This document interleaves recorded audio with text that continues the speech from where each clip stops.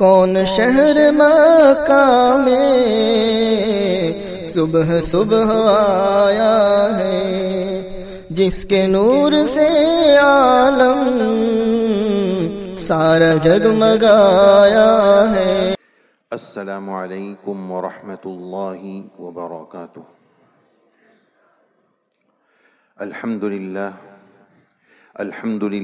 وکفی وسلام علی عباده الذین اصطفى، اما بعد، اعوذ باللہ السمیع العلیم من الشیطان الرجیم، بسم اللہ الرحمن الرحیم، وما ارسلنا من رسول الا بلسان قومه، وقال رسول اللہ صلی اللہ علیہ وسلم ان من البیان لسحرا، صدق اللہ العظیم وصدق رسولہ النبی الکریم، ونحن على ذلك لمن الشاہدین والشاکرین، والحمد للہ رب العالمین۔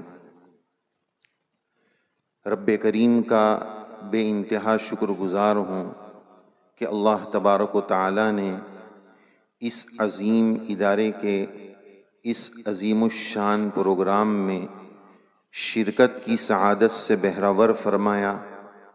اس کے بعد مدرسے کے ذمہ داران کا شکر گزار ہوں کہ انہوں نے اس عاجز کو اس قابل سمجھا کہ اس عظیم الشان جلسے کا گواہ بنایا جا سکے، اور انہوں نے اس عاجز کو یاد کیا۔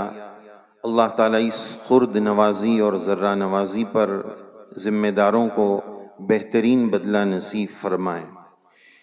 پیارے طلبہ، ماشاءاللہ آج کا آپ کا پروگرام بہت ہی عمدہ رہا۔ دل کی گہرائیوں سے مبارکبادیاں ہیں، ڈھیر ساری مبارکبادیاں ہیں۔ آپ ایسے ہی ترقیات کے بام عروج پر چڑھتے رہیں۔ رب کریم اس ادارے کی، شریع سنت کی، اسلام کی نیک نامی کا آپ کو ذریعہ بنائیں، اور ایسے موقع پر ہمیں ہمارے بڑوں اور کرم فرما اور اس سرسبز و شاداب باغ کو لہلہانے والے اس کے بانی مبانی حضرت مولانا موسیٰ صاحب رحمۃ اللہ علیہ رحمتاً واسعہ، جن کی جانفشانیوں کی وجہ سے آج ہم یہ بہاریں دیکھ رہے ہیں، اور الحمدللہ جس وقت سے صبح میں مدرسے میں حاضری ہوئی ہے، اس وقت سے لے کر اب تک ہر چیز با کمال نظر آئی۔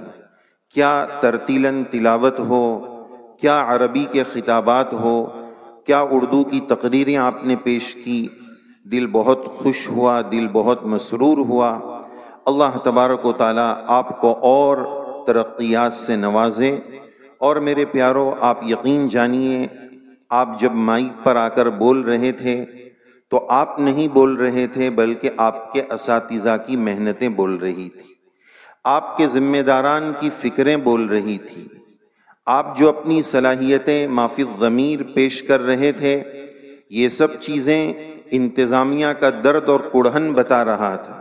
امت نے جو ہم پر اعتماد کیا ہے اور اپنی مالی صلاحیتیں ہمارے ساتھ وابستہ کی ہے، الحمدللہ یہ سب چیزیں روب ترقی ہے، اور اللہ تعالیٰ آپ لوگوں کو اور آگے پہنچائے۔ بس یہ دل سے دعا ہے، اللہ تعالیٰ نظر بس سے حفاظت فرمائے اور زیادہ آگے آپ لوگوں کو بڑھائے۔ چونکہ اس وقت ہمارے بڑے بھی ہمارے درمیان موجود ہیں، بڑوں کے درمیان کچھ کہتے ہوئے زبان رکتی ہے۔ الحمدللہ ہمارے گجرات کے مرکزی ادارے فلاح دارین ترک سر، جس کی خدمات کچھ ڈھکی چھپی نہیں ہیں، اور الحمدللہ ملک بھر میں اور مختلف مقامات پر وہاں کا فیض ہر شعبے میں جاری اور ساری ہے۔ کیا تجوید کی محنت ہو، کہ حضرت قاری صدیق صاحب دامت برکاتہم العالیہ کا فیض پورے گجرات میں، پورے ہندوستان میں، پوری دنیا میں پھیل رہا ہے، اور ماشاءاللہ جو قاری صاحب نے ابتدا میں تلاوت کی تو وہ جھلک اور وہ کمال، وہ فیض سمجھ میں آ رہا تھا کہ فیض اور بڑھتا جا رہا ہے۔ اسی طرح اسی مرکزی ادارے کی مرکزی شخصیت، جن کو سرزمین گجرات میں عربی ادب کی صنعت کی حیثیت حاصل ہے، حضرت مولانا اقبال صاحب اس وقت ہمارے درمیان تشریف فرما ہیں۔ حضرت ہمارے استادوں کے استاد کے درجے میں ہیں. مجھے اچھی طرح سے یاد ہے، آپ حضرت کے مقام اور مرتبے کا اندازہ اس بات سے لگائیں کہ یہ عاجز جب عربی دوم میں تھا اور آپ کی طرح عربی تقریر کا ایک مساہم تھا، تو اس عربی دوم میں حضرت ہمارے حکم تھے. اور حضرت نے اخیر میں جو خطاب فرمایا تھا، بلا تصنع کے ایک بات یہ عرض کروں گا حضرت کے بارے میں کہ وہ پہلی مرتبہ حضرت کی جب میں نے عربی تقریر سنی تو عربی کو لے کر ایک جو ڈر بیٹھا ہوا تھا کہ عربی سیکھنا تو بہت مشکل ہے، بولنا تو اس سے بھی زیادہ مشکل ہے. لیکن حضرت کا انداز گفتگو آپ نے سنا بھی ہوگا اور انشاءاللہ ابھی بھی ہم مستفید ہوں گے انشاءاللہ. تو حضرت کے انداز گفتگو سے یوں محسوس ہوتا ہے کہ یہ کوئی الگ زبان نہیں، ہماری بالکل اپنی زبان. ایسا حضرت سراست کے ساتھ، آسانی کے ساتھ. اچھا، اس کے ساتھ ایک خاص بات حضرت کے کلام میں ہم نے یہ بھی محسوس کی کہ عموماً جب عربی میں بات ہوتی ہے تو پھر عربی چہارم سے اوپر والوں کے لیے تو کچھ نہ کچھ اس میں استفادہ ممکن ہوتا ہے. ما بقیہ کے لیے پھر ملائے اعلیٰ کی باتیں محسوس ہوتی ہے، جس کو باؤنسر کہا جائے. لیکن آپ یقین جانیے، میں اپنے عربی دوم کی بات عرض کر رہا ہوں. الحمدللہ حضرت کی تقریباً ابھی فیصد تو میں طے نہیں کر سکتا ہوں، اچھی خاصی بات اس زمانے میں بھی سمجھ میں آتی تھی. اور اس دن حضرت کی اس گفتگو سے مجھے یہ سیکھنے کو ملا تھا کہ عربی انشاءاللہ سیکھنا ہے اور تکلم سیکھنا ہے. حضرت نے بڑی اچھی گفتگو فرمائی. تو حضرت سے معذرت کے ساتھ اپنی بات پیش کر رہا ہوں. اللہ تعالی ہمارے ان اکابر کا سایہ تادیر ہمارے سروں پر رکھے، ہمارے ان تمام اداروں کو رب کریم نظر بس سے محفوظ فرمائے اور حاسدین کے حسد سے، فتین کے فتنوں سے، شرپسندوں کی شرارت سے، ریشہ دوانیاں کرنے والوں کی ریشہ دوانی سے اللہ تعالی ہمارے جمیع اداروں کی پوری حفاظت فرمائے. عزیز طلبہ، یہ جو ہمارے مدارس میں درسیات کے ساتھ جس کو یوں کہا جائے خارجی نشاطات، خارجی جو سرگرمیاں ہیں، اس کو ہم خارجی نہ سمجھیں. یہ بہت کام کی چیز ہے، اس میں افراط و تفریط نہ ہو جائے کہ کچھ طلبہ درسیات ہی کو سمجھتے ہیں کہ یہی بس کافی ہے، خارجی نشاطات کی اکثر بالکل ضرورت نہیں، یہ بھی نہ ہو. اور کچھ طلبہ یہ سمجھتے ہیں کہ بھائی درسیات میں محنت کریں گے تو سال بھر سب کتابوں میں محنت کرنے کے بعد جب جا کر کل ملا کر پہلا، دوسرا، تیسرا نمبر آ سکتا ہے یا نہیں آ سکتا ہے. اور ادھر تو 10 منٹ کی کیا تقریر یاد کر لی اور پیل دی تو پہلا نمبر بھی آ سکتا ہے، تھوڑی سی محنت میں چھا سکتے ہیں. نہیں، دونوں میں اعتدال اور بیلنس کی ضرورت ہے. خارجی نشاطات میں، ان سرگرمیوں میں ہر طالب علم کو پورا حصہ لینا چاہیے. میرے عزیز طلبہ، ہم بھی آپ ہی کی جماعت کے ہیں، تو اس لیے جو آگے یہ عاجز بات کرنے جا رہا ہے، اس کا یہ مطلب نہیں ہے کہ کوئی ہم خطابت کے بڑے شہسوار ہیں. یوں سمجھ لیجئے کہ پرانا مریض نئے مریض کو کچھ ٹوٹکے دے رہا ہے. آج کل زبیدہ آپا کے ٹوٹکے بھی چلتے ہیں، ایسے بہت سارے ٹوٹکے چلتے ہیں. تو یوں سمجھ لیجئے کہ کچھ پرانا مریض نئے مریض کو کچھ باتیں بتا رہا ہے. مثال کے ساتھ ایک بات عرض کروں کہ آج کل شادیوں میں، شہروں میں آپ نے دیکھا ہوگا بوفے سسٹم ہوتا ہے، یعنی جس میں مختلف قسم کی آئٹمز چنی جاتی ہے، رکھی جاتی ہے. اب انسان کا پیٹ تو ایک ہی ہے، کتنا کھائے گا؟ کھا لینے کے بعد جب بعد میں پہچان والوں کی آپس میں ملاقات ہوتی ہے تو ایک دوسرے کو پوچھتے ہیں کہ تو نے کیا لیا تھا؟ میں نے وہ چکن والی آئٹم لی تھی، وہ تو مجھے بہت پسند آئی، تو نے لیا تھا؟ بولے نہیں یار، وہ چھوٹ گئی. اچھا تو نے وہ لیا تھا؟ نہیں وہ بھی چھوٹ گیا. یار مجھے تو معلوم ہی نہیں تھا کہ وہ سائٹ میں جو ہے وہ فروٹ کاؤنٹر تھا، اس کا تو پتہ ہی نہیں چلا. ارے وہ تو بہت اچھے فروٹ تھے، تجھے پتہ ہی نہیں چلا.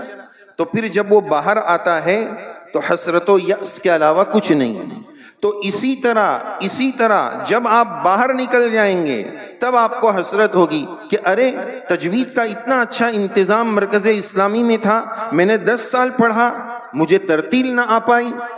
میں 10 سال عربی درجات میں کئی سال میں نے گزارے، میں 10 منٹ بات نہیں کر سکتا ہوں. تبلیغ کے احباب دیکھیں ماشاءاللہ ایک چلہ لگا رہے ہیں اور زبان چل پڑتی ہے. میں 8-8 سال 10-10 سال مدرسے میں رہتا ہوں, 5 منٹ بولنا ہو تو قدم کپ کپانے لگ جاتے. میں نے کیا کیا؟ سیکھا کیوں نہیں؟ وہ کاؤنٹر میں نے چھوڑ دیا. جیسے اس کو حسرت ہوتی ہے نا کہ میں تو صرف بریانی کھا کے آ گیا, میں تو صرف تھوڑی بہت درسیات پڑھ کے آ گیا, کیا اچھا ہوتا کہ میں تجوید میں بھی حصہ لیتا, کیا اچھا ہوتا کہ میں اردو تقریر میں بھی محنت کرتا. تو پھر بعد میں حسرت اور افسوس ہوگا. میرے عزیز طلبہ, میں نے کچھ باتیں نوٹ کی ہیں جو میں آپ کی خدمت میں پیش کرنا چاہتا ہوں. یہ تو تمہیدی گفتگو تھی. اپنی گفتگو کو مرتب کرتے ہوئے پہلے اجمال آپ کی خدمت میں پیش کروں گا کہ تقریر کرنے سے پہلے 5 باتیں ہم نے نوٹ کی ہے کہ ان 5 باتوں کا آپ خیال رکھیں, اور تقریر کرنے کے دوران 7 باتوں کا خیال رکھیں. تقریر ہو جانے کے بعد مزید 5 باتوں کا خیال رکھیں. اس طرح ہم نے تقریباً یہ 15 کے قریب چیزیں نوٹ کی ہیں. سب سے پہلی چیز, تقریر میں جس چیز کی ضرورت ہے, ہمارے ہر عمل میں ضرورت ہے, وہ ہے اخلاص نیت. اخلاص نیت پر آپ سال بھر تقریر سنتے رہتے ہیں, لیکن ہر عمل میں اسی کی شایان شان اخلاص نیت کی ضرورت ہے. اخلاص نیت میں, خطابت میں اخلاص نیت کے تعلق سے ایک بات یہ بتاؤں کہ مثلاً آپ کرسی پر بیٹھے ہیں, آپ پیغام دے رہے ہیں, تو آپ مجمع کی کمیت و کیفیت سے متاثر نہ ہوں. اللہ کے لیے بول رہے ہیں, کمیت و کیفیت سے متاثر نہ ہو کی تشریح یہ ہے کہ ایسا نہ ہو کہ مجمع بڑا ہے تو پھر میں اچھی جھاڑوں گا, اور تھوڑا سا ہے تو میں بھی جلدی سے نکل لوں گا کہ یار یہ لوگ کچھ جمع ہی نہیں ہوئے. اور ایجوکیٹڈ طبقہ ہے, بڑا طبقہ ہے, پڑھا لکھا طبقہ ہے, تو پھر میں اپنی جھاڑوں گا. اور اگر دیہاتی بیچارے بیٹھ گئے ہیں تو پھر میں جلدی سے وآخر دعوانا کر دوں گا. نہیں, مجمع کی کمیت و کیفیت سے متاثر ہوئے بغیر صرف اللہ کی رضا کے لیے میں اللہ کا پیغام دے رہا ہوں. اور دوسری بات, القاب کی بھرمار. آج تو خود خطیب چاہ رہے ہیں کہ بھائی ذرا اچھا القاب لگانا, میرا ویڈیو بننے والا ہے, 1.5 کلومیٹر شروع میں اور 1.5 کلومیٹر اخیر میں کنز میں سے جو ہے القاب لے کر آتے ہیں. مالک و عظمت الفتیہ, شیخ الاسلام والمشایخ. ارے کیا القاب کی کیا ضرورت ہے؟ صحابہ رضی اللہ عنہم کی زندگی میں آپ نے دیکھا, حضرت ابو بکر سرخیل طائفہ ہے, چیف کمانڈر آف صحابہ ہے. آپ نے دیکھا کہ امام المفسرین والمحدثین والفلاں والفلاں ابو بکر صدیق نہیں, بس ابو بکر صدیق رضی اللہ عنہ, صحابیت سے بڑا کوئی اعزاز ہی نہیں, بس کافی ہے. اب یہ تو القاب کی بھرمار, اور جتنا بڑا پوسٹر لگائیں گے, جتنا بڑا نام ہوگا, اتنی موٹی ہستی مانی جائے گی. یہ اخلاص کہاں گیا؟ اخلاص کے تعلق سے ایک واقعہ آپ کی خدمت میں عرض کروں جس سے آپ کو اندازہ ہوگا. اچھا, اخلاص کا واقعہ خطابت والا ہے, ویسے تو کروڑوں آپ کو اخلاص کے واقعے ملیں گے. میں جو آپ کی خدمت میں واقعہ عرض کروں گا وہ خطابت کا ہی ہے. ایک مرتبہ یہ واقعہ لکھا ہوا ہے, حضرت مولانا حسین احمد مدنی رحمت اللہ علیہ واقعات و کرامات کی روشنی میں نامی کتاب ہے, اس میں یہ واقعہ لکھا ہوا ہے کہ ایک بستی میں حضرت مدنی رحمت اللہ علیہ کا ایک جگہ واعظ تھا. اسی بستی میں حضرت مولانا الیاس صاحب رحمت اللہ علیہ کا قریب میں واعظ تھا.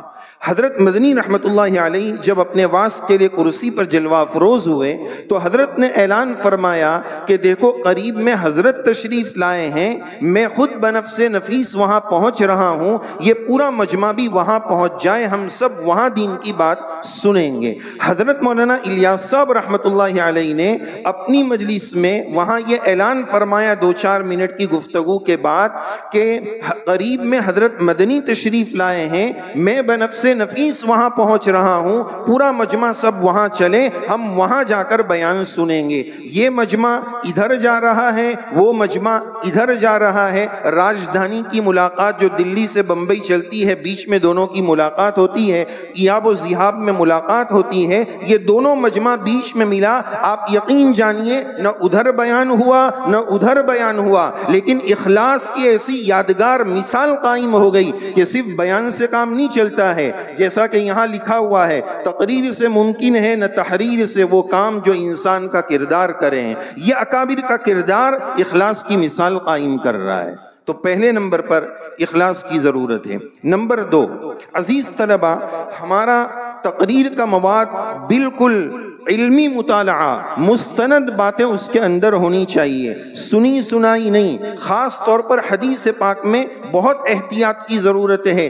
جو چاہے جس کتاب میں بھی مل گیا نہیں، اصل ماخذ تلاش کرو۔ یہ عاجز اپنے استاد محترم حضرت شیخ یونس صاحب جونپوری رحمت اللہ علیہ کا ایک ملفوظ آپ کو سنائے گا۔ حضرت فرماتے تھے کہ بچوں اگر کوئی بات فرماتے تھے کہ اصل ماخذ تلاش کرو، ہر علمی بات کے اصل ماخذ تک پہنچنے کی کوشش کرو۔ اگلے جملے پر توجہ چاہوں گا۔ حضرت یہ بھی فرماتے تھے کہ چاہے وہ بات ابن حجر ہی نہ کیوں نہ لکھی ہو، ارے بچوں ابن حجر نے کیا، ابن جبل نے بھی کیوں نہ لکھی ہو، لیکن اصل ماخذ تک ضرور پہنچو۔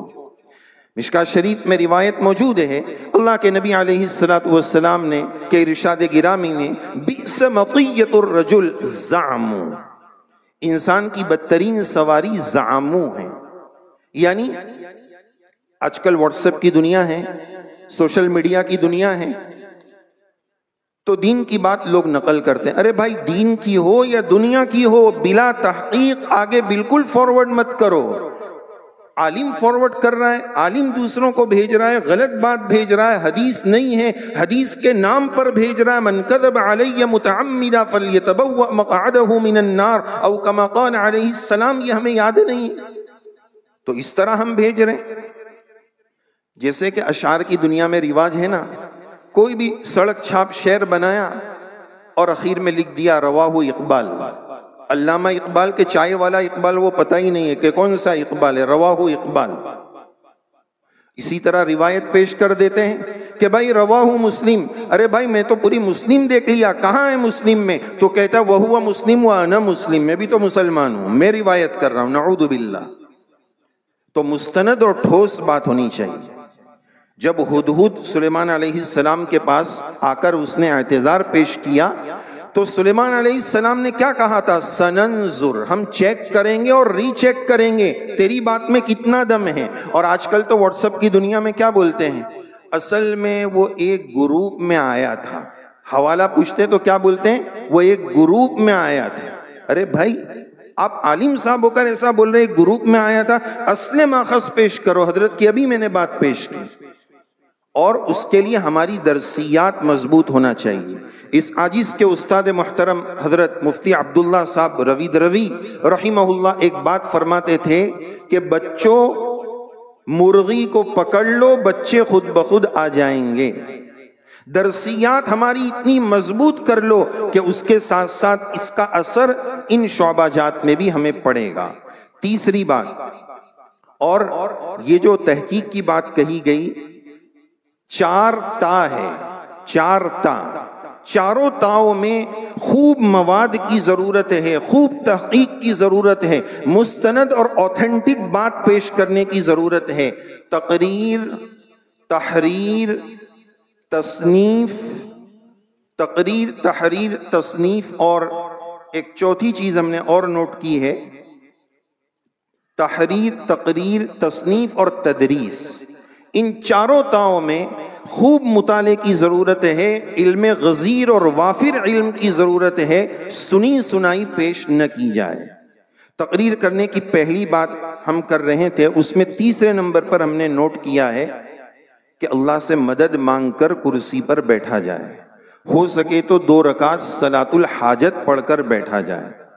چوتھی بات ہم نے یہ نوٹ کی ہے کہ تقریر کرنے سے پہلے جیسے ہم مواد کی تیاری کرتے ہیں کتابوں سے، تو اردو میں میں خاص طور پر بات کروں گا، عربی کے تعلق سے تو حضرت پوری بات بتائیں گے۔ اچھا، عربی کے تعلق سے ایک بات میں صرف عرض کروں گا، ما بقیہ حضرت چونکہ بتائیں گے، اور امام فن کے سامنے اس طرح کی بات کرنا اور زیادہ روشنی ڈالنا یہ میں بے ادبی سمجھتا ہوں۔ ایک بات عربی کے تعلق سے عرض کروں گا، پہلے اس کی ایک مثال عرض کر دوں اپنی بات کی، کہ ہمارے دیار میں بہت سارے ہاسپٹلز میں جو عملہ اور اسٹاف ہوتا ہے نا، وہ کیرلا کا ہوتا ہے، بہت ساری جگہ پر آپ نے دیکھا ہوگا۔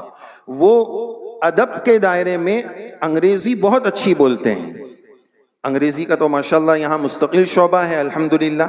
اللہ حضرت کو اس کا بہترین بدلہ نصیب فرمائے۔ وما ارسلنا من رسول الا بلسان قومی، آج کے زمانے میں اس کی بہت زیادہ ضرورت ہے، اور عالم اگر انگریزی نہیں جانتا ہے، اگرچہ احساس کمتری کا شکار نہیں ہونا چاہیے، لیکن حالات کے دائرے میں کہیں نہ کہیں کبھی نہ کبھی اس کو احساس کمتری کا شکار ہونا پڑ جاتا ہے کہ یار آج انگلش آتی ہوتی تو میں بھی یہ کام کر لیتا۔ تو عربی کے تعلق سے صرف ایک بات یہ عرض کروں گا، ہاں میں وہ مثال عرض کر رہا تھا کہ وہ اسٹاف جو کیرلا کا ہوتا ہے وہ انگریزی تو اچھی بولتا ہے، لیکن ان کا انداز تکلم یہ بتا دیتا ہے کہ یہ اصلی عربی نہیں ہے، بلکہ یہ بتا دیتا ہے یہ کیرلا ہے، صرف اصلی انگریزی نہیں ہے۔ اتنا ہی نہیں، اس کی کیرلا والی انگریزی ہے وہ بھی سمجھ میں آ جاتی ہے۔ تو اسی طرح بس پیغام یہ ہے کہ تجوید یا مخارج صرف قرآن مجید کے لیے نہیں ہے، جب عربی میں ہم تقریر کریں تو اس کا انداز اور اس کے مخارج چاہے اس طرح کا عین نہ نکالیں۔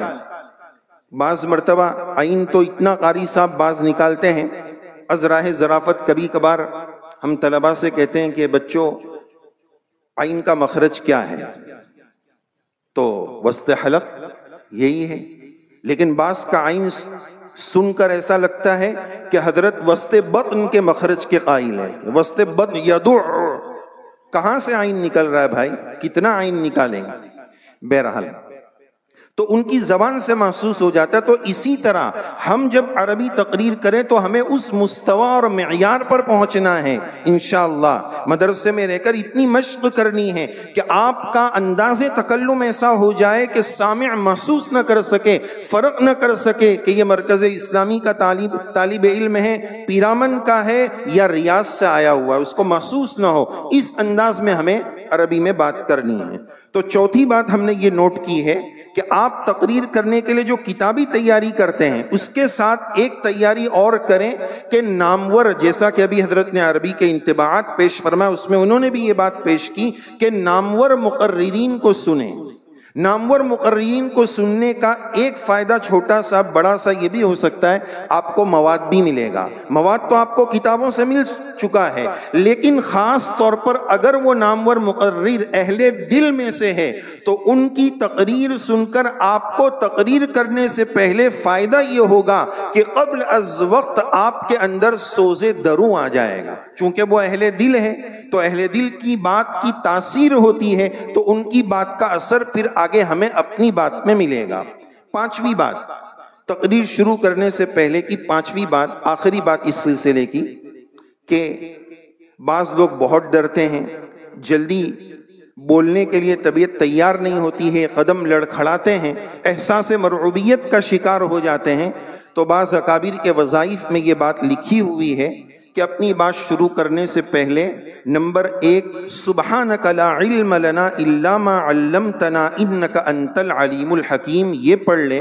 نمبر 2 رب اشرح لی صدری ویسر لی امری واحلل عقدۃ من لسانی یفقہوا قولی یہ پڑھ لے۔ نمبر 3 حضرت نبی کریم صلی اللہ علیہ وسلم نے حضرت حسان رضی اللہ عنہ کو جو دعا دی تھی اسی سے مستفاد یہ دعا کر لے، اللہم ایدنی بروح القدس، اللہم ایدنی بروح القدس، یہ دعا کر کے اللہ پر بھروسہ کر کے اخلاص کے ساتھ اپنی بات شروع کریں۔ یہ 5 باتیں تقریر شروع کرنے کے پہلے کی ہے، کچھ بیچ میں بھی آ سکتی ہے جیسے درمیان میں بھی اخلاص کی ضرورت ہے۔ اب آئیے اگلی وہ بات جو تقریر کے دوران ہونی چاہیے، اس میں سب سے نمبر 1 پر ہم نے لکھا ہے اشارات و کنایات۔ موضوع اشارات و کنایات، اللہ کے نبی علیہ السلام کے اشارات ہم نے احادیث مبارکہ میں پڑھے۔ آپ نے اس طرح کہاتین قرب قیامت کو اس طرح مثال سے سمجھایا، اسی طرح تشبیہ کا اشارہ حدیث شریف میں موجود ہے۔ آپ علیہ السلام نے زبان پکڑ کر اشارہ فرمایا، آپ علیہ السلام نے گنبد کے لیے اس طرح اشارہ کر کے بتایا وغیرہ۔ تو یہ اشارات اور کنایات ہونے چاہیے، موضوع اشارات و کنایات ہونے چاہیے، اٹھ پٹانگ نہیں کہ زمین کے تحت الثری تک پہنچ گیا اور آسمان کی بلندیوں تک پہنچ گیا، ایسا نہیں۔ جذبات میں اب اشارے کی عادت نہیں ہے، استاد بولے چلو اشارہ کرو تو جذبات میں پھر ایسا الٹا ہو جاتا ہے، تو موضوع اشارے۔ نمبر 2، دوسری بات ہم نے یہ نوٹ کی ہے کہ ہماری گفتگو میں تقریر کی سب سے بنیادی چیز لب و لہجہ ہے، انداز القاء ہے۔ ابھی ہمارا ایک مدرسے میں جانا ہوا تھا، وہاں ہر مساہم نے 4 تقریر یاد کی تھی، ماشاءاللہ بہت محنت کی ہوئی تھی، لیکن ہم نے ایک درخواست یہ کی کہ ہم یہ سمجھتے ہیں کہ 4 تقریر بچے پر تھوڑا زائد بوجھ ہے۔ یہاں کوئی قوت حافظہ کا مسابقہ نہیں ہو رہا ہے، انداز القاء کا ہو رہا ہے، تو ایک تقریر سے بھی انداز القاء پتہ چل جائے گا، تو ضرورت سے زائد بچوں پر بوجھ کیوں ڈالا جائے؟ بہرحال لب و لہجہ بہت بنیادی چیز ہے۔ ایک جملے پر توجہ چاہوں گا، ہمارے ہر سینٹنس، ہر جملے اور ہر کلمے کا ایک ٹیمپریچر ہوتا ہے، اس کے حساب سے ہماری بات میں لب و لہجے میں وہ بات آنی چاہیے۔ مثال کے طور پر خوشی کی بات ہے تو چہرے کے ہاؤ باؤ، فیس لینگویج ویسی ہونی چاہیے۔ غم کی بات پیش کر رہے ہیں اسی انداز میں بولیں گے۔ مثلا اللہ کے نبی علیہ السلام کے یہاں 2 مہینے تک چولہا نہیں جلا، اس کو بولتے وقت ہی دل بھی ایک کیفیت محسوس کرتا ہے اور انداز تکلم میں بھی وہ کیفیت آ جانی چاہیے۔ بعض لوگ اخلاق اس کو سمجھتے ہیں کہ بس ہر وقت مسکراتے رہو۔ ہمارا ایک بچہ ہے، ہم اس کو بولتے ہیں تو کلوز اپ کا ایڈورٹائزمنٹ کرتا ہے ہر وقت ہی۔ تو اب اگر کوئی اس طرح لب و لہجہ بنائے، ہاں اصل میں وہاں گیا تھا تو وہ ایک ساتھی تھا، اس کے ابا کا انتقال ہو گیا۔ اچھا ابے بھائی انتقال کی نیوز دے رہا اور ہی کر رہا ہے، انتقال پرملال کی خبر تو اسی لب و لہجے میں ہوگی جو بات آپ بول رہے ہیں۔ تو لب و لہجہ یہ بنیادی چیز ہے، اس پر محنت کرنے کی ضرورت ہے۔ تیسری چیز جو اسی کے قریب ہے، صوتی مد و زجر۔ ہمارے جب طلباء مائک پر آتے ہیں تو چاہتے ہیں کہ مائک میں گھس جائیں اور اتنا گرم ہو جائے بس۔ ہمارے استاد حضرت شیخ یونس صاحب رحمۃ اللہ علیہ بخاری کی جو عبارت جو ساتھی پڑھتے تھے، حضرت سہارنپوری زبان میں اس کو ایک جملہ ارشاد فرماتے تھے ہمارے ساتھی کو، بس کیا پڑھے ہیں، کچھ مفہوم تو ہوتا نہیں، بس مسموع ہوتا ہے۔ یعنی کیا بول رہا ہے وہ سمجھ میں نہیں آ رہا ہے، بس سننے میں آ رہا ہے کہ کچھ بول رہا ہے۔ تو اس بات کی کوشش کرنا کہ میں جو بولوں وہ سمجھ میں بھی آئے۔ اس کے لیے ایک بنیادی بات کہ مجھے مائک سے کتنا دور رہنا ہے، کتنا نزدیک رہنا ہے، اس بات کی مشق بھی ضروری ہے۔ اسی لیے بعض مدرسوں میں ہم نے یہ چیز دیکھی جو بڑی پسند آئی کہ تقریری مسابقہ یا جلسہ ہونے سے پہلے ذمہ دار استاد ایک دن پہلے ڈائس اور سب ایسا ماحول بنا کر طلباء کو اسی جلسہ گاہ میں مشق کراتے ہیں، تاکہ کل اس کو یہ نہ لگے کہ یہ اتنی بڑی جگہ، درسگاہ اتنی چھوٹی ہے، مشق چھوٹی جگہ میں کر رہا تھا، اب بڑی جگہ میں آئے گا تو احساس مرعوبیت آئے گی۔ اس احساس مرعوبیت کو نکالنے کے لیے استاد 1 دن 2 دن پہلے مشق بھی مسجد ہی میں کروا رہے ہیں، تاکہ وہ احساس مرعوبیت، جگہ کے بڑے ہونے کا احساس ختم ہو جائے۔ تو مائک کو کتنا دور رکھنا، کتنا نزدیک رکھنا، صوتی مد و زجر، اس کی رعایت کرنا۔ نمبر 4، چوتھی بات کہ اپنی گفتگو کو آپ اجمال پہلے پیش کریں، پھر اس کی تفصیل پیش کریں، تاکہ یہ اوقع فی النفس ہو جائے، بات سمجھ میں آ جائے۔ جیسے کہ اللہ کے نبی علیہ السلام کے فرمودات میں اس کی مثالیں ملتی ہے، سبعۃ یظلھم اللہ، آیۃ المنافق ثلاث، پھر حضرت اس کی تفصیل فرماتے تھے۔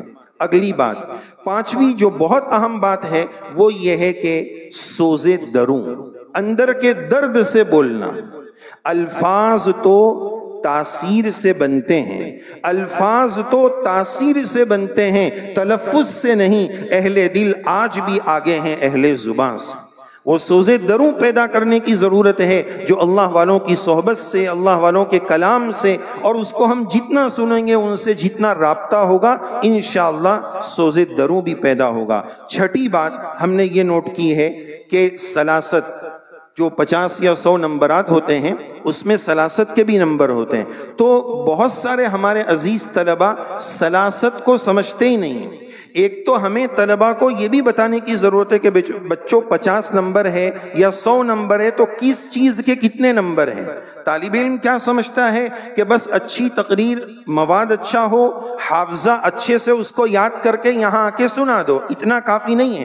ہمیں اس بچے کو یہ سمجھانا ہے، ہمیں یہ سمجھنا ہے کہ مثلا 20 نمبر مواد کے ہیں، 20 نمبر انداز القاء اور اسلوب کے ہیں، 10 نمبر سلاست کے ہیں، تو ان تینوں عناصر پر الگ الگ محنت کرنے کی ضرورت ہے کہ اسلوب کیا ہوتا ہے، سلاست کیا ہوتی ہے۔ اچھا، سلاست کا مطلب یہ سمجھا جاتا ہے کہ بس فرفر فرفر سرسر سرسر جلدی سے بول دو کافی ہو جائے گا، نہیں۔ سلاست کا مطلب یہ ہے کہ ایک جملہ بولنے کے بعد اتنا توقف نہ ہو کہ سامع کو انتظار کرنا پڑے کہ حضرت کو نزول ہو رہا ہے یا الہام ہو رہا ہے یا کیا ہو رہا ہے، اتنا وقفہ حضرت کیوں فرما رہے ہیں، یہ انتظار کی زحمت نہ کرنا پڑے، بس اتنی رعایت کے ساتھ گفتگو، یہ سلاست کا ماحصل ہے۔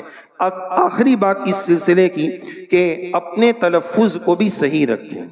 جو مفردات ہم استعمال کرتے ہیں، چاہے اردو کے مفردات ہیں، عربی کے تو ہے ہی، اردو کے مفردات میں بھی مستند و معتبر لغت سے رجوع کریں کہ بلند صحیح ہے یا بلند صحیح ہے، محبت صحیح ہے یا محبت صحیح ہے یا دونوں صحیح ہے۔ دونوں صحیح ہے تو اولا کیا ہے، ان چیزوں کی لغت سے اور اہل لغت سے مراجعت کریں، ورنہ اور تذکیر و تانیث کی رعایت ایسا نہ ہو جائے کہ یوسف آئی تھی اور زلیخا چلا گیا تھا۔ اس کا پورا خیال رکھیں۔ تذکیر و تانیث کا آپ کے مواد میں بہت دم ہے، لیکن ذرا سی ایک تذکیر و تانیث کا فرق ہو جائے گا، آپ کا پورا مواد جو اس پر پانی پھر جائے گا، وہ ہنسی کا ذریعہ بن جائے گا۔ تو یہ 7 باتیں ہم نے تقریر کے دوران کی نوٹ کی ہے۔ اب اگلی بات، تقریر کے کرنے کے بعد کرنے کے تقریباً 5 کام ہیں۔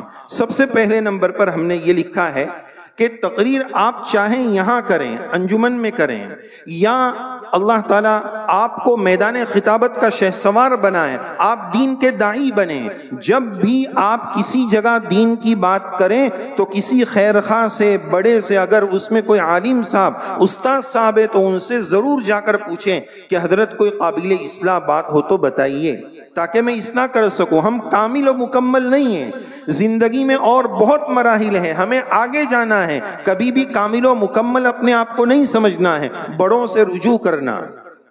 چاہے آپ کسی بھی مقام پر پہنچ جائیں، اپنی تقریر اپنے استاد اور اپنے کرم فرماؤں سے اس پر دستخط کرائیں، اس کی اصلاحات کی کوشش کریں۔ دوسری بات ہم نے یہ نوٹ کی ہے کہ جبھی بھی آپ تقریر اگر کر رہے ہیں تو اپنی تقریر کو خود ریکارڈ کر کے سننے کا اہتمام کریں، اس لیے کہ آدمی کو خود پتا چلتا ہے کہ میں کتنے پانی میں ہوں، میں نے یہاں گڑبڑ کی تھی، وہاں گڑبڑ کی تھی۔ اب پوری 7 منٹ کی تقریر کے بارے میں استاد بعد میں تو بولنے نہیں آئیں گے، اس لیے اپنی تقریر کو ریکارڈ کر کے خود سننا اور اپنی اصلاح کی خود بھی فکر کرنا۔ تیسری بات، من نہ کردم شما حذر بکنید۔ ایک بات یہ عرض کروں گا کہ ہم نے عربی اول سے لے کر اخیر تک ہر درجے میں مکمل مدرسے میں جب پڑھتے تھے تو تقریر کا اہتمام کیا تھا الحمدللہ، لیکن ایک کمزوری یہ ہو گئی، ایک کمزوری ہم نے یہ کر دی، من نہ کردم شما حذر بکنید، اس لیے آپ کو بتا رہے ہیں کہ الحمدللہ سال بھر میں اسی طرح آج آپ نے بتایا 23 انجمن ہوئی یا 26 انجمن ہوئی، تو ہر سال تقریباً 10 تقریریں تو عربی میں ہر سال کی تھی، لیکن اب صورتحال یہ ہے کہ تقریباً 30-40 تو تقریر کی ہوگی، لیکن اس وقت صورتحال یہ کہ اس 30 میں سے ایک ہی یاد ہے، باقی تقریر یاد ہونا تو دور کی بات، اس کا عنوان بھی یاد نہیں ہے۔ داشتہ بکار آیت، جو آپ تقریر کر رہے ہیں اس کو لکھ کر رکھیے، نوٹس بنائیے، داشتہ بکار آیت۔ یہ اعتماد نہ کریں کہ بعد میں وہ کتاب مل جائے گی، میرے پیاروں وہ کتاب کا نام بھی یاد نہیں رہے گا، ہم کوئی علامہ کشمیری کی نسل سے نہیں ہے کہ 40 سال تک یاد رہے گا، اس لیے لکھنے کا اہتمام کرو کہ میں نے کس کتاب سے یاد کیا ہے۔ چوتھی بات، ماشاءاللہ جیسے کہ آج آپ کی تعریف کی گئی کہ آپ نے بہت اچھا پروگرام پیش کیا، ایک بات بطور لطیفے کے بھی بیچ میں عرض کر دوں کہ بعض مرتبہ ہمیں یہ بھی نہیں سمجھ میں آتا ہے کہ ہماری تعریف ہو رہی ہے یا برائی ہو رہی ہے، یہ بھی ایک سمجھنے کا ملکہ ہے کہ تاکید المدح بما یشبہ الذم تو نہیں ہو رہا ہے، تعریف ہو رہی ہے یا برائی ہو رہی ہے، یہ بھی سمجھنے کی بات۔ ایک لطیفہ چھوٹا سا سنا دوں. ہمارے ایک استاد نے، ایک طالب علم تھے جو خدمت زیادہ کرتے تھے، پڑھائی میں اتنے نہیں تھے وہ، تو انداز استاد نے تعریف والا بنا کر کہا کہ ماشاء اللہ تبارک اللہ آپ تو مرفوع القلم ہیں. بیدال کا بودم. تو استاد نے کہا مرفوع القلم ہے. وہ بیچارے سمجھے نہیں. کہا حضرت جو بھی کچھ ہے وہ آپ ہی کا فیض ہے، منانم کے مندانم یہ سب آپ ہی کا فیض ہے. وہ شاید یہ سمجھے ہوں گے کہ منصوب نہیں بولا، مجرور نہیں بولا، مجزوم نہیں بولا، مرفوع بولا ہے نا، تو مرفوع تو اوپر ہوتا ہے. تو لوگ اس پر بھی بھول جاتے ہیں. مجھے یہ بتانا ہے شرعی اعتبار سے اگر کوئی ہماری تعریف کرے تو ہم کو کیا کرنا چاہیے. ہم کو یہ ماشاءاللہ آپ نے بہت اچھی تقریر کی. تقریر کی 3 قسمیں مجھے یاد آ رہی ہے، وہ آپ کو بتا دوں. ایک تو ہوتی ہے مترنم، گا کر تقریر کرنا، اگرچہ بعض اس کو اچھا نہیں سمجھتے ہیں. اور ایک ہوتی ہے شعلہ بیانی اور ایک ہوتی ہے شیریں بیانی. مترنم، شعلہ بیانی، شیریں بیانی.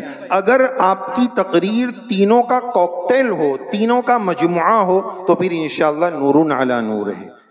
تلقی بالقبول انشاءاللہ ملے گی. اللہ اپنی بارگاہ میں بھی قبول فرمائے. اور آپ کی تقریر ایسی ہونی چاہیے کہ آپ سامعین کو قائل کر دیں، قائل نہیں مائل کر دیں، مائل نہیں گھائل کر دیں. اس طرح آپ کے مواد میں دم ہونا چاہیے.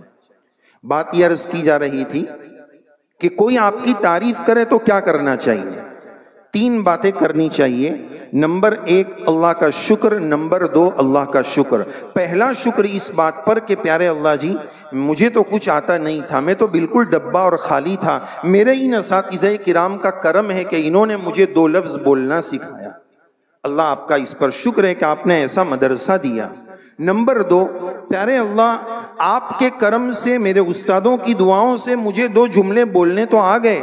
یہ ایک چھوٹا سا کمال آ گیا جس پر پیارے اللہ لوگوں کی نظر ہے، لیکن میرے پیارے رب میرے اندر تو بہت سارے عیب ہیں، اس کے علاوہ بہت سارے گناہ ہیں. میرے پیارے اللہ آپ نے اس پر ستاری کی چادر ڈال دی ہے. میں اس پر آپ کا شکر ادا کرتا ہوں کہ آپ کتنے مہربان ہیں. میرا کمال تو واضح کر دیا لیکن میرا عیب چھپا دیا. تیسرا کام آپ یہ کریں گے کہ یا اللہ یہ جو آپ نے نعمت عطا فرمائی ہے، پیارے اللہ نعمت مل جانے کے بعد زوال نعمت سے میری حفاظت فرما. یہ تینوں باتوں کو ایک ساتھ مانگنے کے لیے آپ یوں بول سکتے ہیں اللہم لک الحمد ولک الشکر اللہم انی اعوذ بک من زوال نعمتک. اس میں تینوں باتیں انشاءاللہ اس طرح جمع ہو جائے گی. 5ویں اور آخری بات عرض کرنے سے پہلے 1-2 اہم بات انجمن کے تعلق سے اور بھی عرض کرنی ہے کہ دیکھو انجمن میں جب ہم شریک ہوتے ہیں ہفتہ واری، تو ایک شعبے میں مثلا 7 بچے ہیں، 10 بچے ہیں. آپ کی تقریر 7 منٹ کی 10 منٹ کی ہوتی ہے. 1 گھنٹے کی انجمن ہے، آپ 10 منٹ بولتے ہیں اور 50 منٹ سنتے ہیں. یہ انجمن ہمیں ایک بہت اہم چیز سکھا رہی ہے لیکن اس کی طرف ہماری توجہ نہیں ہے، ہم اس سے سیکھتے نہیں ہیں. وہ یہ ہے کہ سننے کا جذبہ، سننے کا جذبہ نہیں ہے. مولانا چاہتا ہے 1 مین شو، میں ہی بولوں گا بس، باقی سب سنیں اور میں بولوں گا. 1 مین شو. اللہ تعالیٰ نے زبان ایک دی ہے، کان 2 دیے، اشارہ دیا ہے کہ سن زیادہ، پک پک کم کر، بول کم. لیکن ہم چاہتے ہیں، اور مدرسے میں بھی یہی ہے کہ آپ کی تقریر 5 منٹ کی ہوگی، 55 منٹ آپ کو سننا ہے. تو یہ سننے کی مشق، یہ تواضع، بڑوں کا سننا، دوسروں کا سننا، اس سے بہت کچھ ملتا ہے. یہ نہیں کہ میں مستغنی ہوں، میں بول دیتا ہوں بس کافی ہو گیا. اللہ نے ہر گلیرا بوئے دیگرست، ہر ایک میں نیا کمال ہے، الگ کمال ہے. اس کمال کو لینے کی محنت اور کوشش کرنا چاہیے. تو یہ سننے کا جو وصف ہے اس کو بھی ہم اپنے اندر داخل کریں.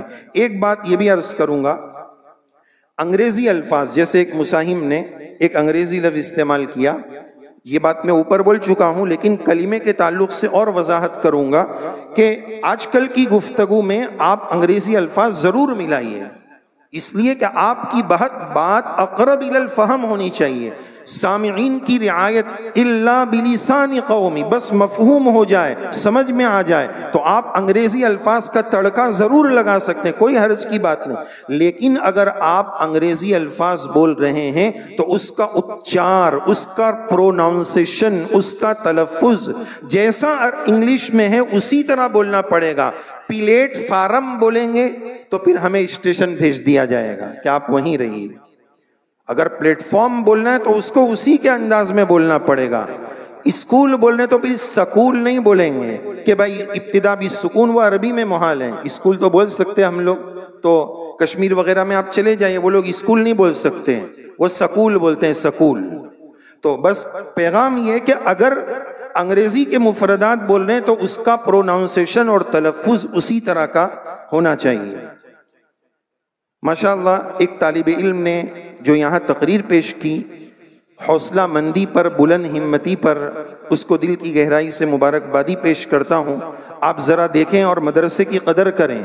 موٹیویشنل اسپیکروں کی اس وقت بازار میں بھرمار ہے، لاکھوں اور ہزاروں روپے لیے جاتے ہیں کہ ہم آپ کو اسپیچ پاور دیں گے، ہم بولنا سکھائیں گے، اتنی فیس ہوگی اور ایسا ہوگا اور ویسا ہوگا۔ یہ ہمارے اساتذہ کرام، یہ ہمارے انتظامیہ فری میں ہم کو سکھا رہے ہیں، اور فری میں سکھا کر ہدیہ بھی دے رہے ہیں، انعام بھی دے رہے ہیں، ان کا جتنا احسان مانے کم ہے۔ یہ دیکھیے موٹیویشنل اسپیکر سے لوگ کتنے متاثر ہو رہے ہیں۔ میں کسی کے اسٹیٹس پر موٹیویشنل اسپیکر کا اسٹیٹس دیکھتا ہوں، مجھے تکلیف ہوتی ہے کہ کیا یہ بات ہمارے علماء نے نہیں بتائی ہے؟ ہمارے علماء بھی بتا رہے ہیں، اتنا موٹیویشنل اسپیکر سے متاثر کیوں ہو رہے ہیں؟ ہمارے علماء کی بات اس میں زیادہ دم ہے، وہ قرآن و سنت کی روشنی میں بول رہے ہیں، اس کی تقدیم ہونا چاہیے، وہ آگے ہونا چاہیے۔ بہرحال تمام ہی مساہمین نے بہت اچھی بات پیش کی تھی، اللہ تبارک و تعالیٰ سب کو بے انتہا قبول فرمائے۔ ایک آخری بات یہ بھی عرض کرنی ہے کہ جو آخری درجے کے طلباء ہیں، درمیانی درجے کے طلباء عربی اول سے لے کر سوم تک، وہ تو ایسی تقریر یاد کریں جس میں مشکل سے مشکل الفاظ ہو، الفاظ کا ذخیرہ ہو، سحر الکلام، سحر البیان، انقلاب آفری تقریر، شاہکار تقریر، یہ سب تقریر کی کتابوں میں الفاظ کا ذخیرہ ہے۔ تو سوم تک، چہارم تک ان کتابوں سے خوب رٹ کر تقریر یاد کریں تاکہ آپ کے پاس الفاظ کا ذخیرہ جمع ہو جائے، تعبیرات جمع ہو جائے۔ لیکن جب آپ اوپر کے درجات میں چلے جائیں، خاص طور پر دورہ میں آ جائیں، تو پھر بابرائے استعانت ہے، مسجد میں جمعہ کے بیان میں مولانا بول رہے ہیں بابرائے استعانت ہے، بسم اللہ کی با۔ اب مجمع کو کیا پلے پڑے گا کہ بابرائے استعانت کیا ہوتا ہے؟ تو پھر نزول فرمانے کی محنت بھی یہیں سیکھنا ہے کہ اب ہم اگلے سال سے مجمع میں جائیں گے، عوام میں بات کریں گے، تو پھر 2-3 سال نزول فرمانے کی محنت میں لگ جاتے ہیں، وہ محنت بھی میرے پیاروں یہیں سیکھ لینے کی کوشش کریں۔ آخری بات جو تقریر کے بعد کی 5ویں بات میری رہ گئی تھی، اسی پر میں اپنی بات کو مکمل کروں گا، وہ یہ تھی کہ 2 حدیث پاک جب بھی ہم بات کریں، دین کی بات کریں، کرسی پر بیٹھیں، دعوت کی محنت میں بات کریں، کہیں پر بھی دینی بات کریں، تو 2 حدیث پاک کی طرف توجہ دلانا چاہوں گا۔ ایک حدیث پاک میں اللہ کے رسول صلی اللہ علیہ وسلم نے یہ بات بتائی کہ معراج کے موقع پر میں نے دیکھا کہ چند لوگوں کی زبانوں کو قینچیوں سے کاٹا جا رہا ہے۔ دیکھیے، سوچئے، چند لوگوں کی زبانوں کو قینچیوں سے کاٹا جا رہا ہے۔ میں نے جبرائیل سے پوچھا کہ یہ کون لوگ ہیں؟ جبرائیل فرماتے ہیں ھذا خطباء امتک، ھذا خطباء امتک، یہ آپ کی امت کے خطیب لوگ ہیں جو بولتے تو بہت تھے لیکن کرتے کچھ نہیں تھے۔ اللہ سے دعا کیجئے کہ اللہ ہمیں کرنے والا بھی بنا دے۔ یہ بار بار میں اس تحریر کو دیکھ رہا ہوں، اللہ ہمیں عمل والا بنا دے۔ اور ایک اور حدیث پاک کہ اگر کوئی تقریر اور خطاب اس لیے کر رہا ہے کہ میں مجمع پر اپنی دھاگ جما دوں، میرا علمی سکہ گاڑ دوں، تو اللہ کے نبی علیہ السلام کے ارشاد عالی کا خلاصہ ہے اس کی نہ نوافل قبول ہوگی نہ اس کے فرائض قبول ہوں گے۔ اللہ تعالی ہم سب کو معاف فرمائے اور دین متین کی خدمت کے لیے اللہ تعالی بے انتہا ہم سب کو قبول فرمائے۔ اخیر میں پھر ایک مرتبہ مدرسے کے تمام ذمہ داران، اساتذہ کرام کا شکر گزار ہوں کہ آپ نے اس عظیم الشان جلسے میں اس گنہگار کو شرکت کی سعادت عطا فرمائی اور اس طرح کی سما خراشی کو آپ نے جھیلا۔ اللہ تعالی ہم سب کو توفیق عمل سے نوازے، ہمارے ان بچوں کو اللہ تعالی دین متین کی خدمت کے لیے بے انتہا قبول فرمائے۔ اپنی بات میں درود شریف کی مجلس پر مکمل کروں گا۔ پیارے آقا جناب محمد الرسول اللہ صلی اللہ علیہ وسلم کے الف سے لے کر یا تک القاب آپ کو سناؤں گا۔ آپ سب سے درخواست ہے کہ صلی اللہ علیہ وسلم جی جی میں بولتے رہیے تاکہ ہماری یہ مجلس درود شریف کی مجلس بن جائے۔ الف نے کہا احمد آ گئے، امی آ گئے، اولا آ گئے، بانے کہا بشیر آ گئے، تانے کہا تنویر آ گئے، ثانے کہا ثاقب آ گئے، جیم نے کہا جمیل آ گئے، جواد آ گئے، حانے کہا حکیم آ گئے، حافظ آ گئے، حجازی آ گئے، خانے کہا خاتم النبیین آ گئے، دال نے کہا داعین اللہ بإذنہ آ گئے، ذال نے کہا ذکی آ گئے، را نے کہا رحمت للعالمین آ گئے، زا نے کہا زائر آ گئے، سین نے کہا سید آ گئے، سراج آ گئے، شین نے کہا شفیع آ گئے، شہید آ گئے، صاد نے کہا صفی اللہ آ گئے، ضاد نے کہا ضامن آ گئے، طا نے کہا طیب آ گئے، طاہر آ گئے، ظا نے کہا ظاہر آ گئے، عین نے کہا عبداللہ آ گئے، عزیز آ گئے، عادل آ گئے، غین نے کہا غیور آ گئے، فا نے کہا فائق آ گئے، قاف نے کہا قاری آ گئے، قاسم آ گئے، کاف نے کہا کافل آ گئے، لام نے کہا لائق آ گئے، میم نے بہت جھوم کر کہا محمد آ گئے، محمود آ گئے، مزمل آ گئے، مدثر آ گئے، مصطفیٰ آ گئے، نون نے کہا نذیر آ گئے، واؤ نے کہا وکیل آ گئے، ہاں نے کہا ہاشمی آ گئے، حمزہ نے کہا آخری آ گئے، رہ گئی تھی یا بولی یاسین آ گئے، یتیم آ گئے۔ صلی اللہ علیہ وسلم کلما ذکرہ الذاکرون وکلما غفل عن ذکرہ الغافلون وآخر دعوانا ان الحمد للہ رب العالمین۔ ماشاء اللہ۔